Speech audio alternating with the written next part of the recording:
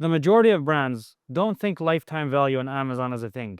They only think it's possible as a concept on Shopify, but they're 100% wrong.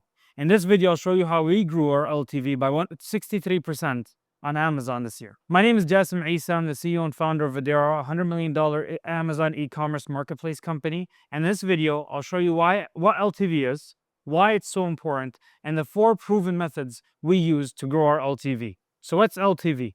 LTV is lifetime value, or also in e-commerce it's known as customer lifetime value. And it's basically the gross margin that you're going to generate from a customer over their lifespan with your business and their interactions. So an example is Starbucks. Their lifetime value is $14,811, I believe. So even though a single latte maybe costs $6 or $7, way overpriced, but the amount that they're purchasing that from, let's say 20 or 30 or 40 years of being a customer with Starbucks, let's say each order is a gross margin of $3 for Starbucks.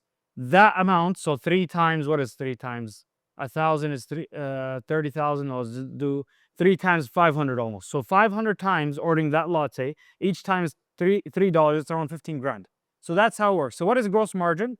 What is lifetime value? It's the gross margin multiplied by the number of orders from a single customer. And it primarily consists of 4 things. The first one is AOV, average order value. What's the total ticket for the purchase in general? The second one is purchase frequency. How frequently are they buying? So at Starbucks, sometimes they're buying every day to work. It's crazy. That's why the LTV is so high. The third one is customer lifespan. How often, for what time or period are they going to buy, right? So that's where they're buying every day. They're buying every day, but they're buying for 10 years, or are they buying for 1 year, right? So that's the third one, is customer lifespan. And the fourth one is gross margin. So how much, if your AOV is, let's say, $30, but your gross margin from that order is 0% or $0, then everything else becomes irrelevant. Because as we go back to the formula, it's a gross margin multiplied by the number of orders. And number of orders is obviously the second and third one. So it's the purchase frequency and customer lifespan. And the gross margin is the average order value multiplied by gross margin percentage. So that's LTV. Why having a high LTV is so important on Amazon? The first reason is that it allows you to outbid competitors. So if you're selling a $20 supplement, for example, a very common supplement, you can, let's say you know that you're going to get an LTV on that supplement of $300. Then you can bid more than let's say it's $20, your CPC can be at $23 and still make the money back over a long enough period of time. And that's why a lot of items with 3 order rates and high subscribers, the CPC is so high, because customers, basically the sellers, are banking on making that back in LTV. So that's the first reason, is having a high LTV allows you to spend more on CPC, allows you to beat competitors. The second reason is revenue reliability. So this is where, if you're planning to sell your business, or you're planning to look at the enterprise value of your business, investors, or even if you're planning to get a loan, they're looking at what's the anticipated future revenue.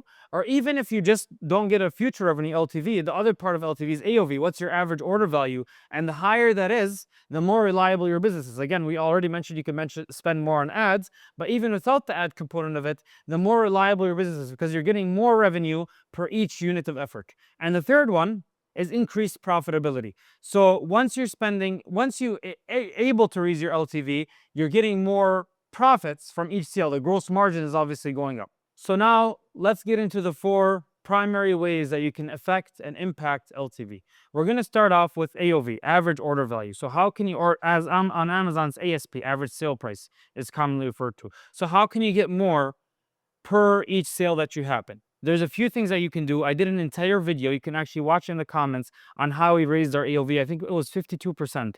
But basically, one of the few things that you can do is do multi-packs and bundles. So now Amazon even just released something, I think a week or 2 ago, where they're allowing you to do multi-packs between different variations. So that's the first part of it, doing multi-packs and bundles. Or the second part is encouraging customers to buy more. So either this is by allowing business pricing or coupons for buying numerous items from your store or from an item, or even accepting managed quotes, RFP in Amazon. There's requests for proposals, and there's an entire section for that, which we work very seriously on, especially if your item is bought by businesses. You can get more sales and more units sold, and obviously a higher ASP or AOV. The second part of this is purchase frequency. Also on Amazon, it's subscribers basically. So how can you make sure that you're growing the number of subscribers? So there's the obvious one, which is subscriber reorder rate percentage discount. So subscribe, and if you subscribe, you get 5% off every 2 weeks or every month or every 2 months.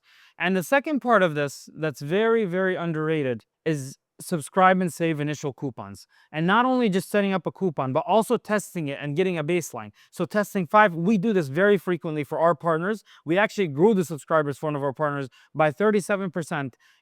I'll tell you a story. It was a $50 item. We had initially a 10% coupon. The 10% coupon, it was getting us, I think, 15% subscribers on per order. So out of every 100 customers, 15 would subscribe on that 10% initial coupon. This is in addition to the reorder rate coupon. This is just on the first order to encourage them to subscribe. But then instead of testing 10%, what we did is we tested $5. The same dollar amount. It was now, instead of 10%, it was a $5 coupon for subscribing. And now the subscription rate was actually 20%. And it was the same dollar amount, but we got more subscribers. So for every 100 customers now, we were getting 20 subscribers. And the reason that this happened, or we assume, is that $5 was easier, so it was easier to read than the 10%. But that's the case for this customer avatar and this customer demographic. But then what you can also do is test $5 versus $7. And those extra $2, what's the CAC to LTV over a long period of time? And what does that give us? And what's the return on that? And is it worth it to raise it by $2 to get an extra LTV of 30%? And those are the numbers that you should be looking at and measuring against the baseline. We have proprietary software internally that helps us measure this. But there's also softwares out there that we've used and we like. But that's what the primary premise on this. The customer lifespan is how long do they continue ordering from you. This is where you have to continue innovating your product so that the customer stays with you for not just 1 year or 2 years or 3 years, ideally the longest amount of time, that you continue winning that share and you have a high star rating for your product. I also did another video on how to have a high star rating in customer innovation so that you can maintain that customer and get the largest number of orders possible from that single customer. And then the last one is gross margin. So you have a high AOV at the beginning. How can you get the most margin of that? Obviously, maintaining your expenses. I have a lot of videos on gross margin, how to optimize for Amazon fees in the video. You can go check those out. But the first two are the ones I wanted to focus on the most, and they're very underrated and not enough people look at them. Something to keep in mind is that obviously these are more relevant for consumable products. The first one, AOV, actually isn't. The video that I did, it's actually a non-consumable product. So you can always work on the AOV, the multi-packs, the business pricing, the bundles like we mentioned. But the subscription rate and subscription coupon is very important that you're testing. It's only valid for consumable products, so you can't force your product to be a subscription product if it's not a subscription product, right?